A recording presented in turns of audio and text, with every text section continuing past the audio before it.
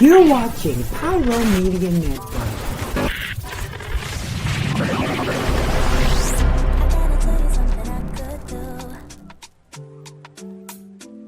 I could be running or I'm chasing you, but I won't, 'cause I got better things to do.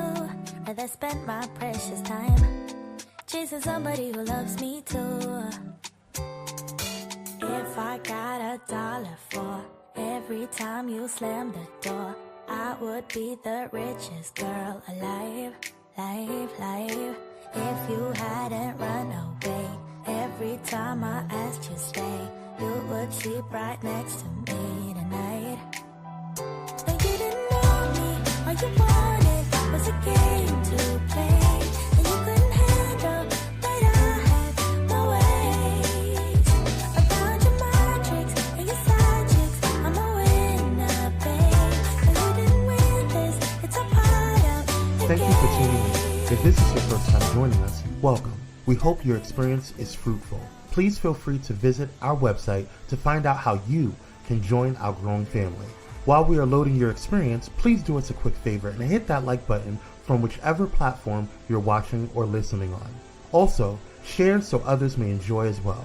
And we hope you would consider hitting that subscribe or follow button so you can check out more of our amazing content. All right, let's start the show.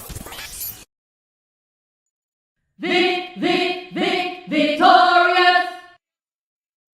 Victorious!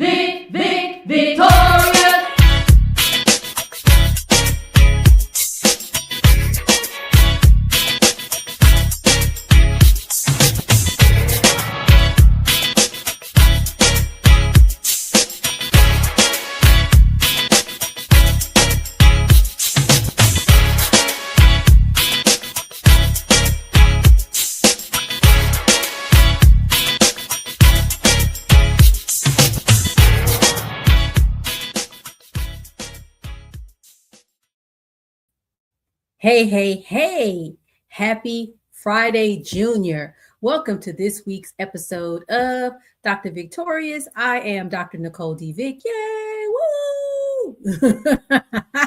Dr. Victorious is where we explore the intersections of social justice, wellness, and what it means to show up fully human, especially from a Black perspective, because I'm Black. Hey, I mean, it is what it is.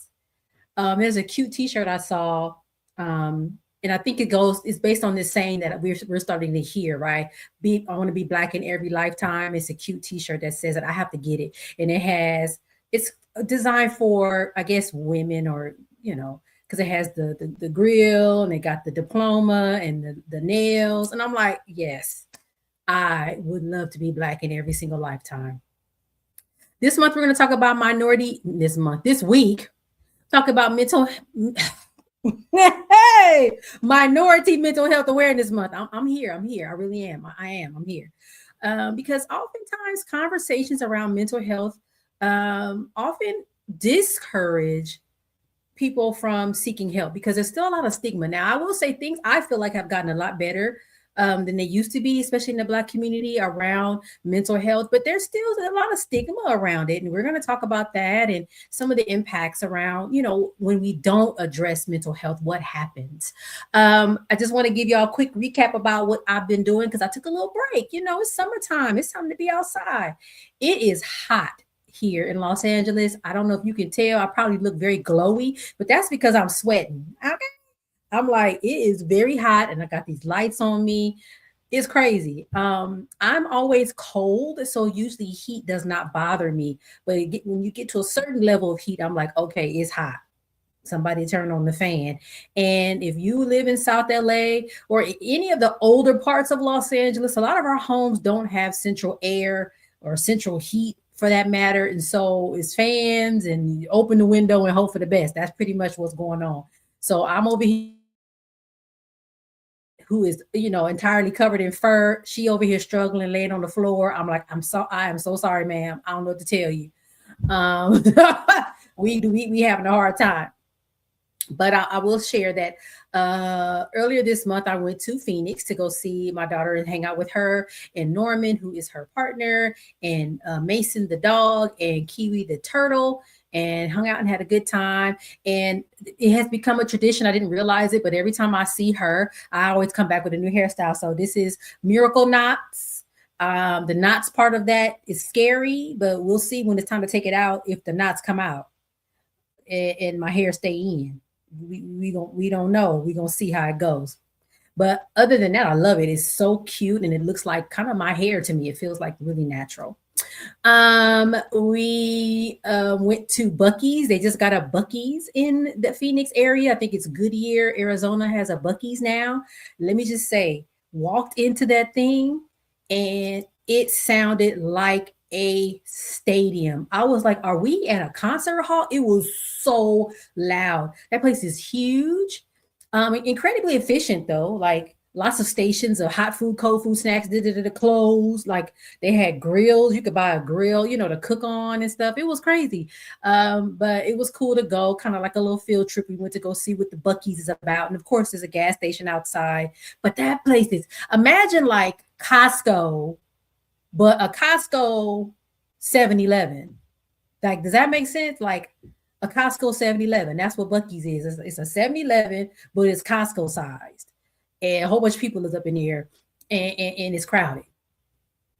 Crazy. Last thing I'll say about my vacation. So I flew Frontier Airlines for the first time, and the flight was very inexpensive. I was like, what? Less than $100 round trip. It was like 89 something round trip. But see, what happens is once you start going through the payment process, it's like choose your seat, and then there's prices for your seat. Baby, give me the free seat. I don't care. I'm only going to be on this plane for 1 hour. Then it's like, oh, do you want to carry on a bag or check a bag? It's $79. What you mean $79? What you talking about? So this is what I did. Let me tell y'all what I did. I said I can mail my clothes to Andrea's house for less than $79. And that's exactly what I did. I got a large priority mail box. And remember, priority mail is flat fee. Everything you can fit into that box for one price. So I carefully rolled everything up and did all kind of, things to get everything in that box. Now, the good thing is she was in LA Juneteenth. So I gave her the box and she drove the box home. And so now we're going to ship the box back. Now that's the downside. You don't get your stuff. You got to wait for your child to mail your stuff back to you. And whenever she feel like doing it is when you get it back, but it's still cheaper than $79 each way, checking the dang on bag. No. So if you are traveling and maybe going to see family and not a resort or, somewhere like that, mail your stuff to your people and do the thing. Yes, 79. I was like, hello, because even Southwest is like 30 something, and I was irritated by that. But I was like 79. So I walked on that thing with a personal item, and that's it. My little small, super small backpack with just my purse in there and like my passport and stuff. Very small bag. That's all I took because everything was already there and it was perfect. And so she'll ship it back for like 20 something bucks. I'm good. So just a thought, if you're thinking about traveling and you want the Frontier airline price, but you don't want to pay for the bag, just mail your stuff, ship it, So yeah, yes. Crazy. So, all right, y'all. My bad. Enough of what's been going on with me. Hopefully, y'all are doing okay. It's a lot going on in the news. It's a lot. Everything is happening. And my scroll doesn't even reflect all the things that have happened. We'll get into some of the stuff later on in the coming weeks because I want to spend more time on a lot of the news that's happening. But, it is what it is. Just want to let you know how I'm doing. And I hope you guys are doing okay. All right, y'all, let's go into the scroll. Yeah. Now, this first one, hilarious. I saw that and cracked up. J. Palm Comedy said, in When Doves Cry, I thought Prince's father's name was Tilbo. Maybe I'm just like my father, Tilbo. What? I said, wait a minute now. What is your ears hearing? Tilbo? And it's funny what we hear and what we hold on to. No, his daddy name got to be Tilbo because that's what he said in the song. Baby, that ain't what he said. He said too bold, or is it too cold? Oh, wait, I don't even know, but I know it ain't no Tilbo. And why when Tilbo, I read that, I'm like, you talking about Bilbo Baggins? That just made me laugh because I know a lot of us mishear lyrics all the time and swear up and down. No, that's what he said. No, just like that song. What's the one? Lloyd, he's 5'2" or whatever. She's 5'2". It's like, that ain't what he said. He said she's fine too. People was mad about that. So it was just, I don't know. That just struck me and I was tickled. You see my little laughing emojis down there because I was like, this is hilarious. The next one, yeah, I don't know who Tilbo is, child. But J Palm Comedy was seriously like, this is Tilbo. The Prince Daddy named Tilbo. No, hilarious. The next one is another laugh that I love. Ha ha. I just be on Threads just chuckling all day long. This says, my ex posted a status saying he just gonna date himself. I'm just gonna date myself. So I commented, you can do better than that. Now I'm blocked. Hilarious. We always have one thing about Black people in general. We always gonna clown. Always. Listen, I didn't put this in the scroll stroke, but I know y'all heard about Kev on stage and what's going on with him. And so he admitted that, in order to remain faithful to his wife, he does some, some things to himself, which, I mean, okay. But people was up in arms about it. But somebody finally made one that was funny. And I'm like, that's what, yes, make fun of him. That's funny, make it funny, not make it all like, oh my God, it's horrible. It's funny. And so we will always find joy and laughter in something. We will tease you to death. And it's hilarious. I love that about us. We will find that little bit of la. You can do better than that. Don't date yourself. Don't do that. Hilarious. And the last one is FOMO, fear of missing out. I want you guys to go to this event before it closes on July 19th. Beautiful event hosted by Community Coalition, which is a amazing social justice organization here in South Los Angeles, founded by Karen Bass, who is now our mayor. There is an organization and a art installation called We the People, and it closes on July 19th. I went to it on July, I think 2nd or 3rd, so I got to see it.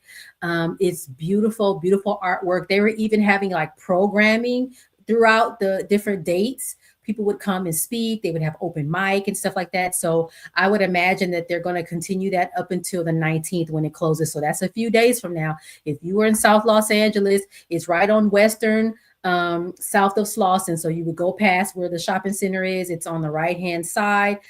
Beautiful facility. I think it's used for other things. Somebody said they know someone that got married there. So it's a venue, but they have recreated, put beautiful artwork. It's amazing. And I got to see some friends that I hadn't seen in a while, got to reconnect with people. So if you like me and know everybody and everything, you've been and seen some of your friends in there. So definitely check it out. Go to the website. They have a special website, We the People South LA, where you can go on there and see what's happening on each day, their hours and whatnot. And it's free. That's the most important thing. There's no cost to attend.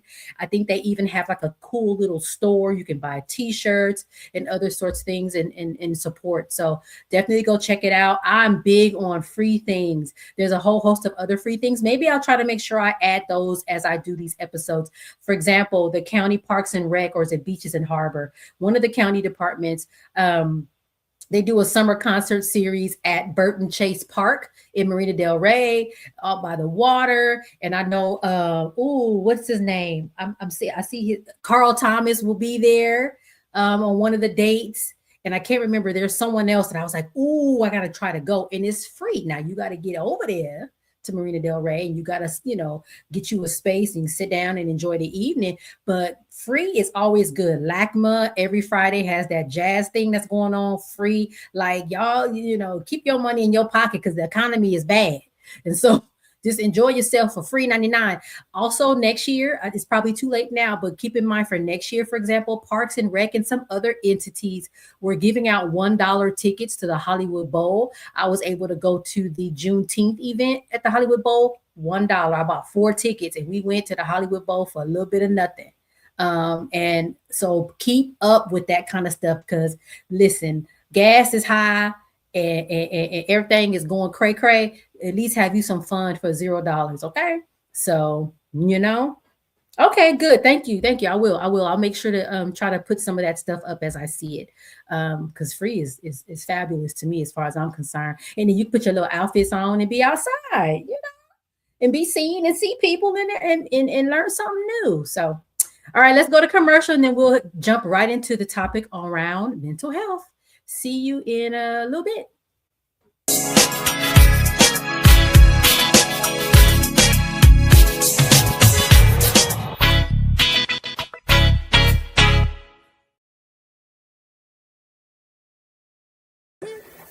Hey, it's Pastor Kim from It's Just Kim Live Show, and you're watching Pyro Media Network.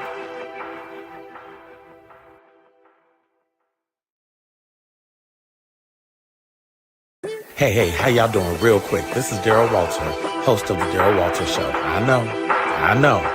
And you are watching Pyro Media Network. The news is divided. Ground News puts it back together, with coverage from thousands of outlets around the world in one place. So you can spot sensational reporting, no matter what side of the political spectrum you're on. Beside every headline, you'll see who owns the source, how reliable it is, and if they have a political bias. Multiple perspectives side by side, giving you a well-rounded view of today's biggest stories. Visit ground.news to learn more.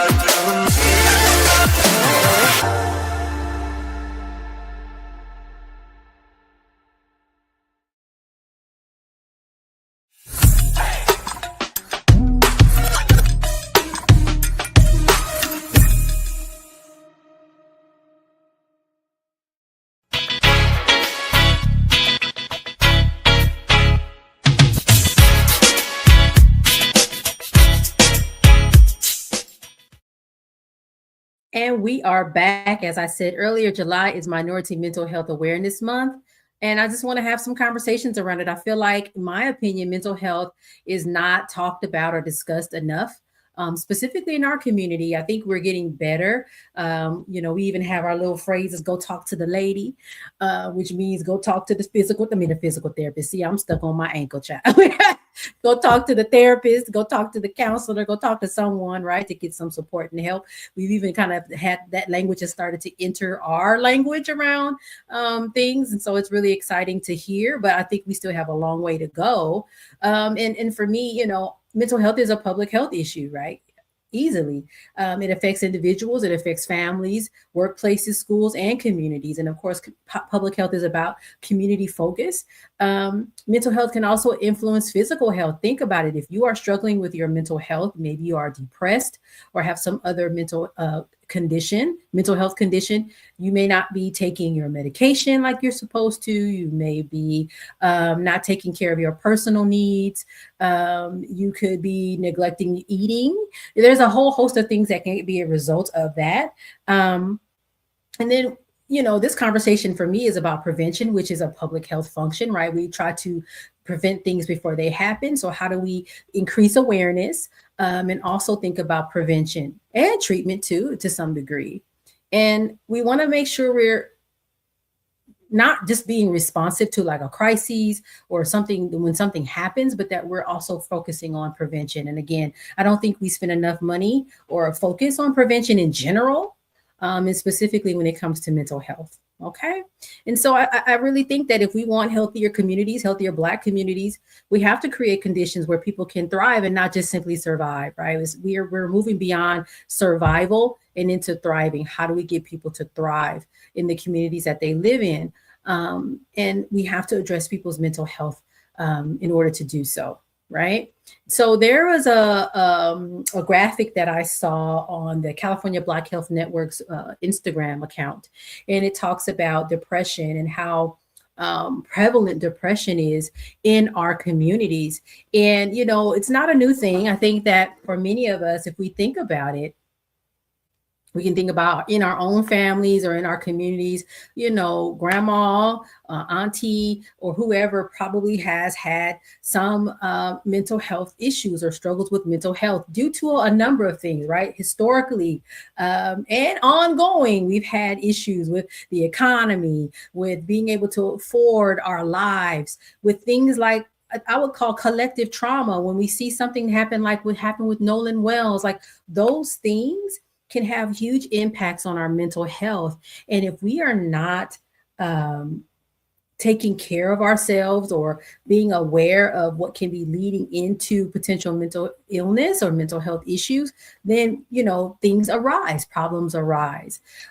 Dealing with racism and discrimination can have huge impacts on a myriad of our aspects of our health, physical health, emotional health, mental health, and our well-being. Economic inequities, child, when you can't afford your life, depression can come into play, stress as well. Also being witness to or a victim of community violence can, you know, that's when trauma comes in. Things like PTSD can become a huge factor. Grief and loss, especially when there's no place to put that grief and loss. There's no way to get help. Something has happened, maybe a family member has passed, or you just have been witness to and seen a lot of death, and you don't really have any way to channel that or get help processing it, definitely can cause mental health issues. And then, as I said earlier, the cultural stigma, we are doing a lot better. We will say, go talk to the lady. I think, you know, there's companies now where you can kind of pay per, you know, visit to get mental health services, counseling and whatnot, and therapy. So I think in some ways we have gotten a little bit better with talking about mental health. We've gotten a little bit better with reducing the stigma, but it is still there. One of the things is, especially for Black women, is expectation to be strong, to push through, to persevere despite, right? There's all this stuff going on, all this baggage we're holding, and we're still supposed to just continue. I think that also adds to it. One of the other things, and I was actually curious about it, and I regret not digging deeper. One of the other issues I think is really problematic is we have separated physical health from mental health, right? They're like separate. When I broke my ankle, the expectation is you go to the doctor, they do surgery, and you walk around with a boot on until you're well, and then you're, you know, physical therapy, and then you go on your way. You're good, you're recovered, and you move on. But we don't see mental health the same way. It's seen more as a personal failure or a character flaw, or what's wrong with you type thing, as opposed to, oh, I need to get help. Just like I got help with my ankle, right? I don't know why we have that separation in perception of mental health versus physical health. I think that is probably one of the biggest problems with how we perceive mental health and mental wellness in our community. I don't know if it comes from very early on in our, you know, in our history as humans, where people thought that certain types of mental illness were caused by, you know, spirits, or I don't know if that's where, like, no, you go over there. I'm not really clear on that. And I definitely would love to do some more digging and research on that. But we have to move away from that and really start to see mental health and physical health very similarly. If something is wrong, if you have a rash on your arm, you go to the doctor. If you feel depressed, it should be just as simple. Oh, I don't feel well, let me go to the doctor, as opposed to maybe feeling like I have failed in some way, therefore this is why I feel the way I feel. And I think we need to work through that. And I think once we get past that, and make mental health services more accessible and affordable, I think we will go way further than we are now with addressing some of the stigmas around mental health. And then, you know me, because I'm the public health person, we can't talk about these things in isolation, right? The person that maybe has needs assistance with their mental wellness also probably or maybe needs safe housing. They also may have issues with finding stable employment. They may be financially insecure. They may have a lack of social support. They may not have access to health care or live in a safe neighborhood, may not have access to good education, and don't feel like they belong in their communities. So like all of those things often are compounding factors that add to whatever else is going on, or those issues can be the direct contributor to the person's lack of mental wellness, right? They're stressed because they don't have stable employment. They're depressed because all of these things start to stack up on them. Now I can't afford my housing. I don't have access to healthcare anymore. My neighborhood is unsafe. Those things can layer on top and exacerbate what's happening to a person, or can actually be sort of the cause of the issues. And so we can't pretend that the person that is sleeping in their car is separate from the person that needs food, that has food insecurity issues, right? Or is separate from the person that needs help with job placement. Oftentimes those people are the same people, right? They're not, oh, that's over there, that person's over there. They often have the same issues and they are collectively struggling in a number of ways. So I think that we have to talk about the fact that mental health doesn't exist in a vacuum, that oftentimes it exists along with some of the other stressors in our lives. It can either be the cause of the mental illness or, lack of mental wellness, or add to it and make things worse. And it definitely doesn't make things better when you do not have a support system, when you don't have someone that you can call and say, I don't feel well, and I'm not sure what's happening to me. I don't know what's wrong. What do I do? And so for someone to say, hey, well, let's see if we can get you some help. Let's go to the doctor. Let's talk to someone. It doesn't help when you don't have those kinds of support systems available to you.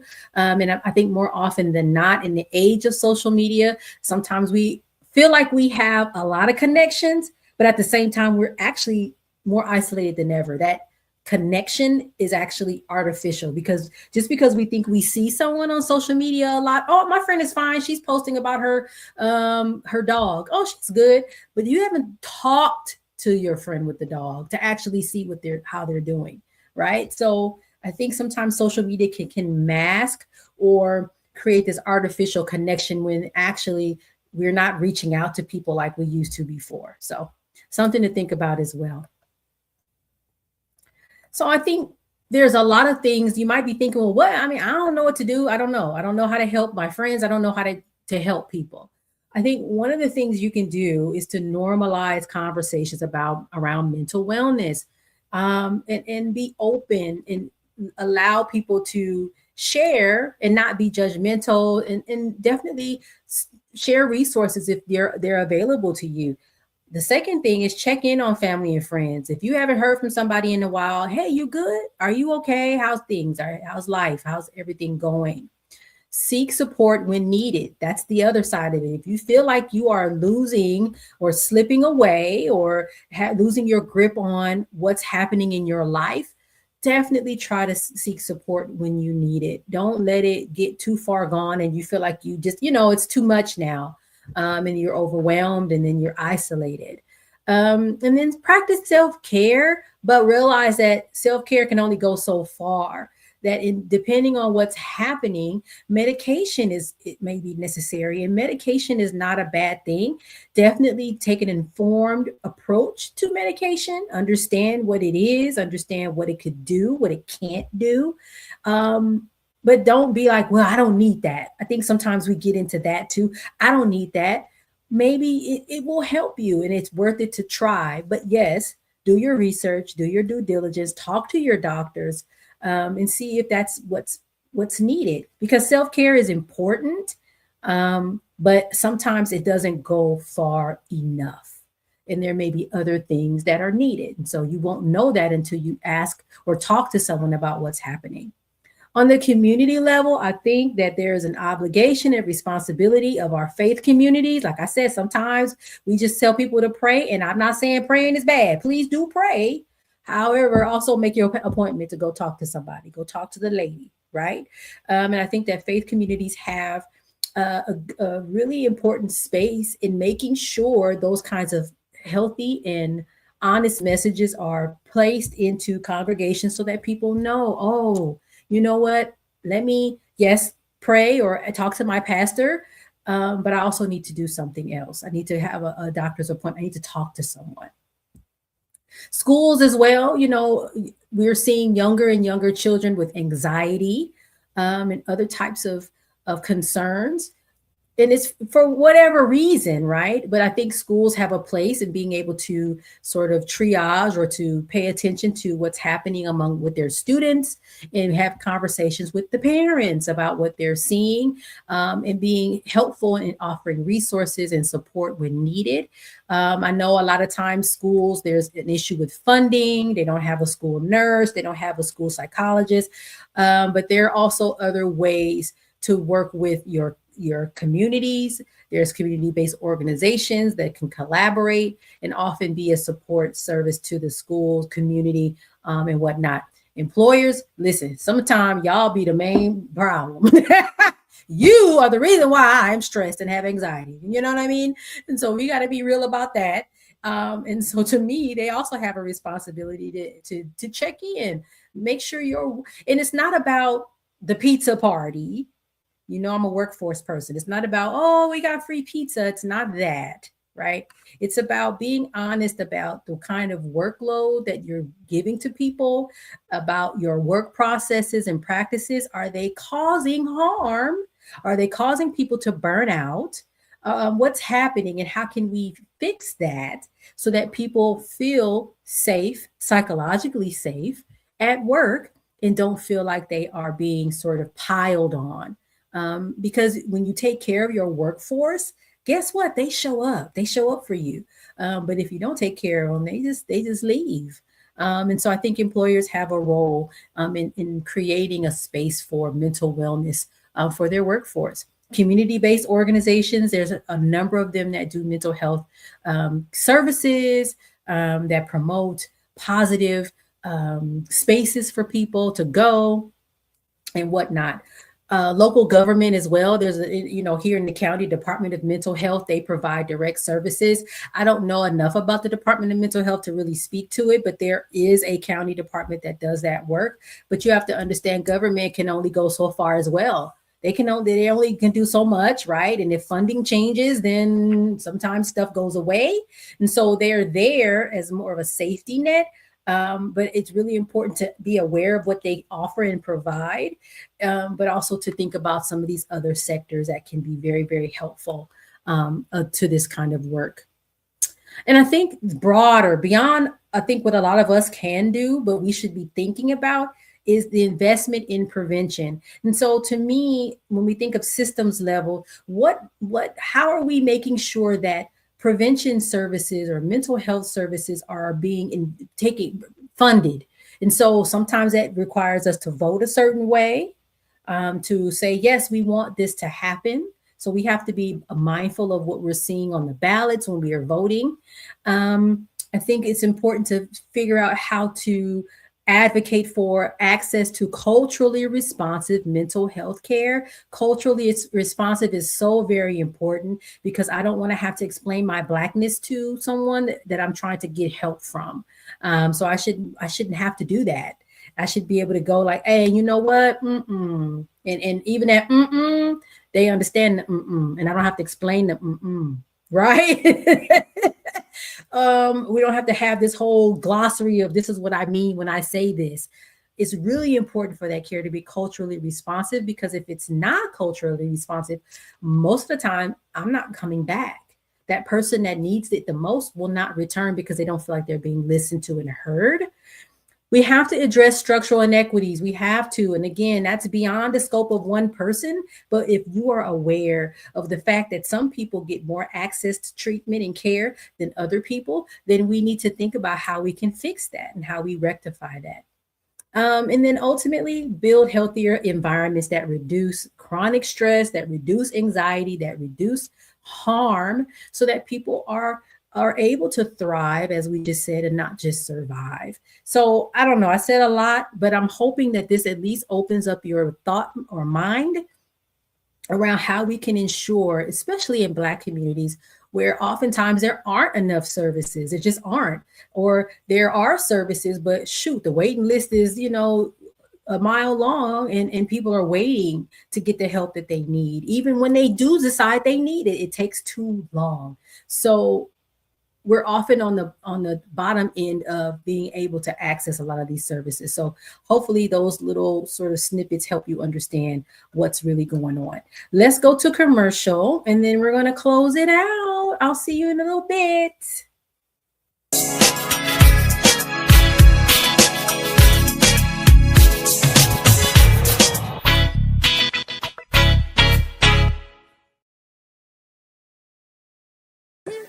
This is Tammy from Tammy's Take, and you're watching Pyro Media Network.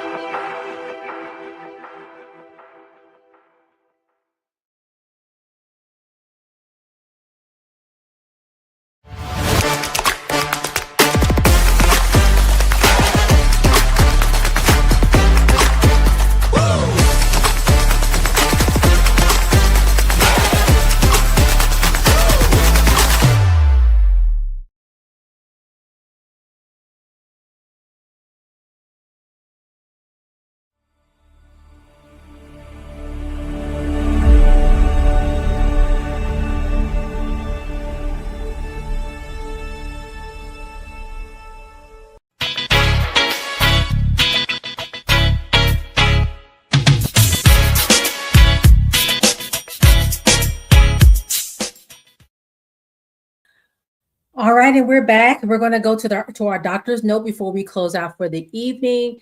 Mental health isn't just about what's happening inside of us. It's also about what's happening around us. As I talked about, the social determinants of health. There's a lot that is happening around us that can directly impact our mental health.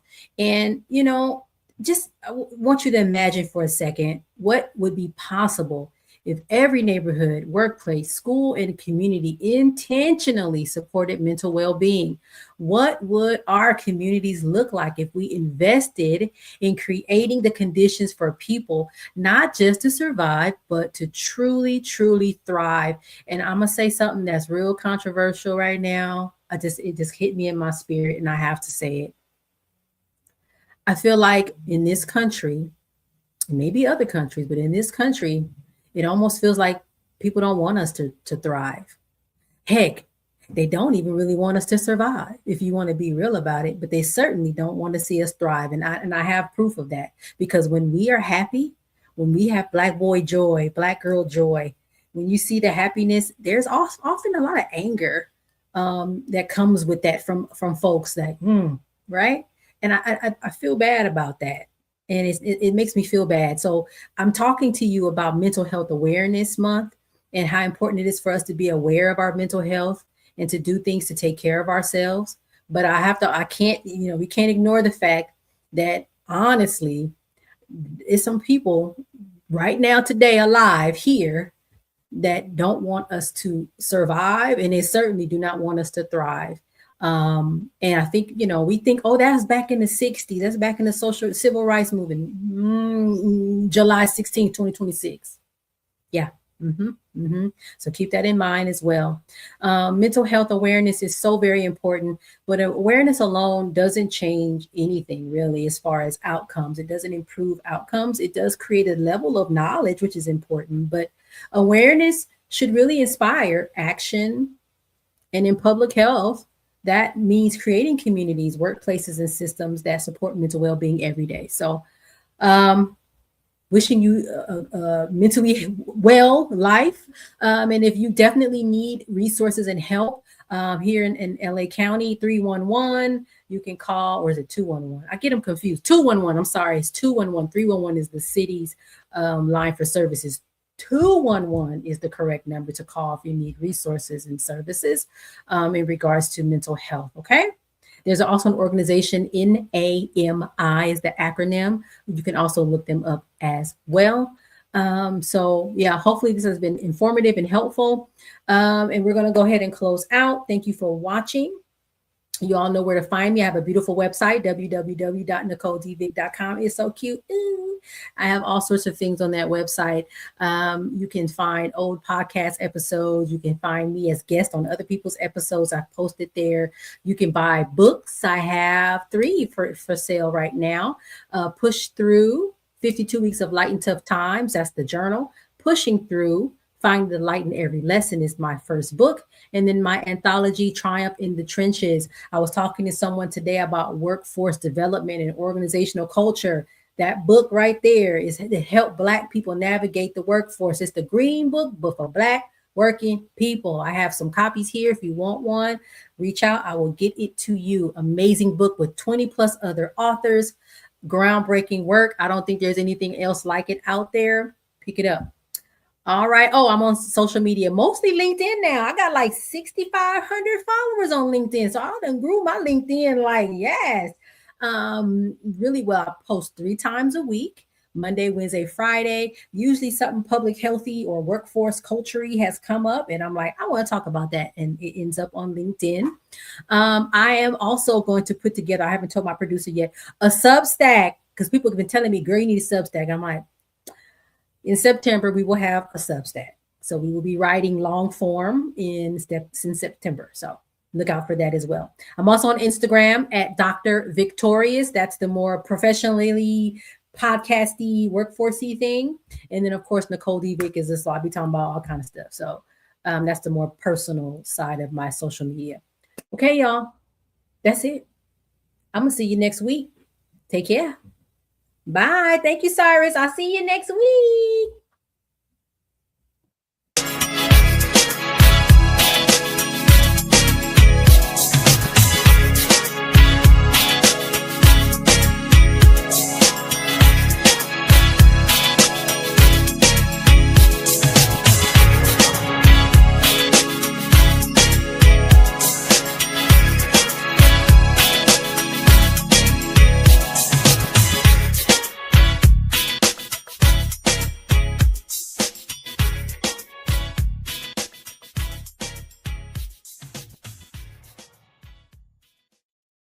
Thank you for watching Pyro Media Network. For more information, please visit pyromedianetwork.com.